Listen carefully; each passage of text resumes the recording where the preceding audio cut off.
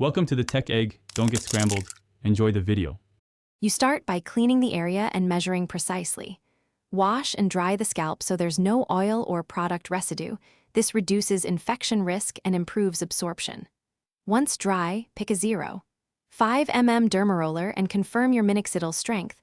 5% is common for men, lower for others if instructed. Make sure tools are sterile.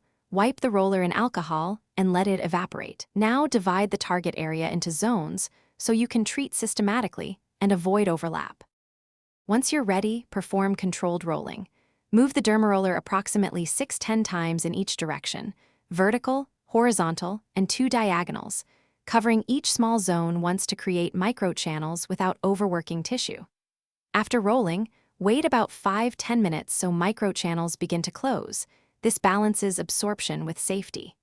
Measure and apply roughly 1 ml of minoxidil per treated area, gently patting or spreading rather than vigorous rubbing.